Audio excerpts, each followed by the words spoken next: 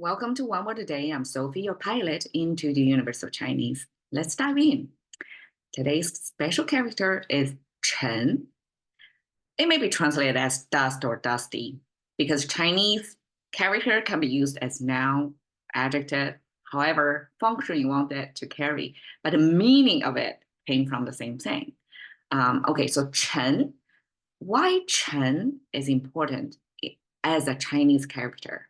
Because it's tied with Buddhism's belief that our human world or our lifetime or whatever troubles and sufferings we humans live through our life's journey, that whole time and space would be defined as dusty or dusted, dust, like we are dust eventually, right? So we came from dust, we end as dust, and only the dusty moment when we are alive as a bio being, that's the Buddhism see it through. Like even if you view yourself, your local, very local time and space, troubles, desires, disappointments, all that, as your, like you amplify that because that's your first person perspective.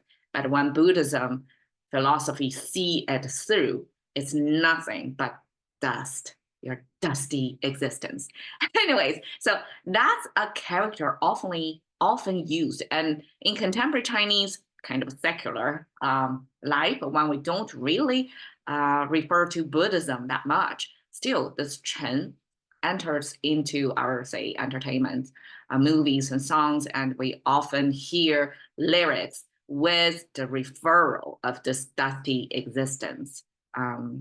Okay, so I guess that's dusted into our own language so much that I have to bring it up as one of the top characters capturing, what's important, the Chinese viewpoints. Okay, Chen, by the look of it, sorry for that. It's quite complicated, isn't it? But you can see it's a repetition. It means deer. The Chinese rendering of animals is interesting. We have maybe one time I'm going to go through all the Chinese characters capturing the animals out there, how Chinese view and abstract animals. For deer, its main feature is its antler. So it's this three widespread antler, like amazing, right? Just if you want to express how the antler on deers look, that's how Chinese did it. And then this is probably the whole body and torso thing. And then you can see the 4 legs. So Chinese capture animals, oftentimes, especially mammals, I guess, 4-leg running beings. Oftentimes we have to spell out there are 4 legs over there to differentiate 2-leg standing being, which is humans. We are special. We're 2-leg standing.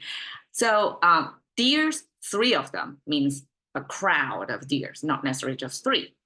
And then the bottom is this soil symbol.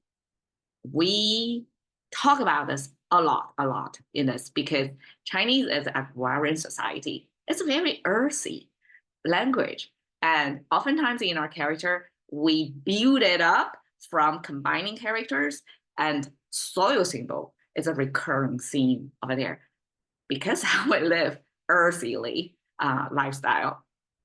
It's the agrarian society, right? So that's kind of an easy thing for everybody to understand. It's made of 2 horizontal lines with 1 vertical line. So the first horizontal line is the ground level. And then this vertical line is a living thing. We didn't say what kind of plant. Is it a tree or just bush or shrub? We didn't specify that, but it got this stem going through the ground. That means it's plugged into the ground. It's rooted. It's still alive or maybe dead. Actually, there's no specification of if it's alive or dead plant, but we have this planting thing, something planted inside the soil, have the above ground and below ground segments. And then the second horizontal line is longer and it touched the tip of the root. So that's the main thing. So we're not talking about the plant. Plant is super abstracted. We don't even know it's alive or dead.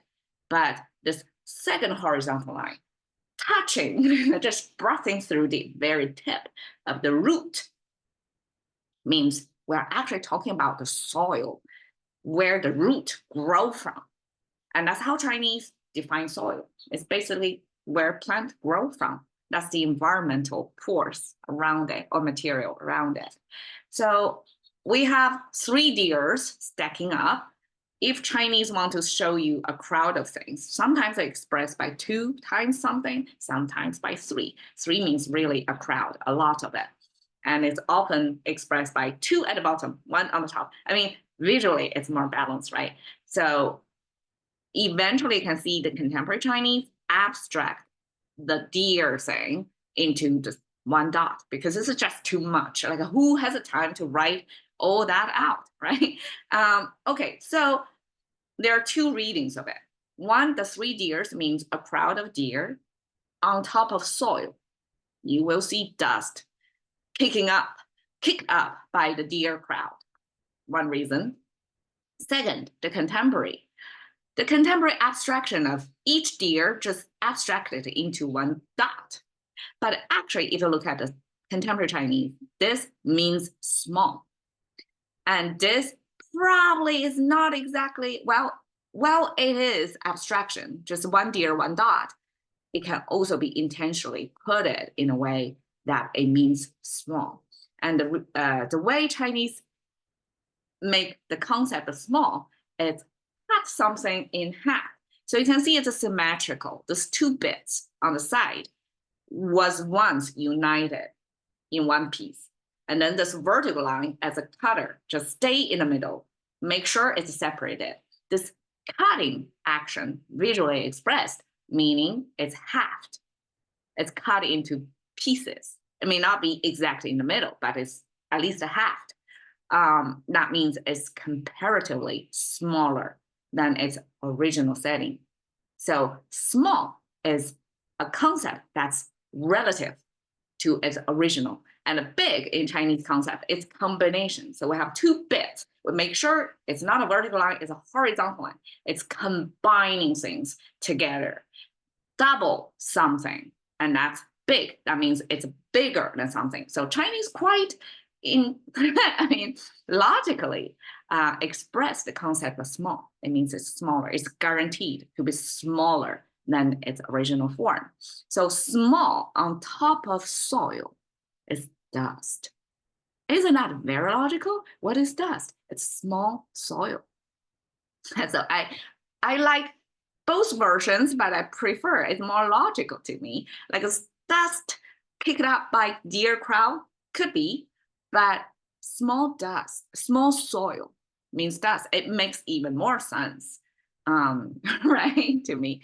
Okay, so as I said, dust means human troubles, those limited by their space and time. Whatever historical background you live through, that's regarded as all dust.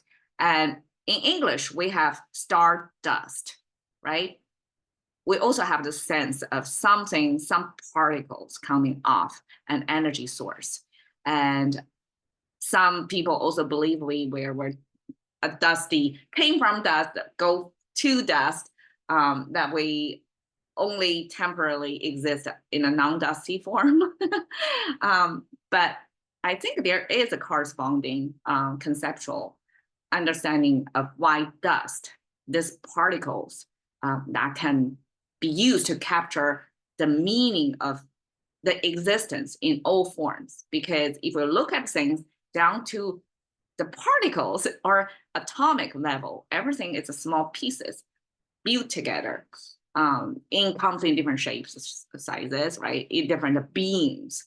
But essentially, if you particleize everything, we're all dust. So in that sense, dust is a very sharp way to look at things really at a its essential essence level.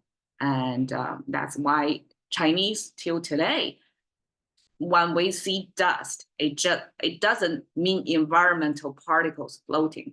It actually have this deep philosophical referral back to Buddhism understanding of human existence.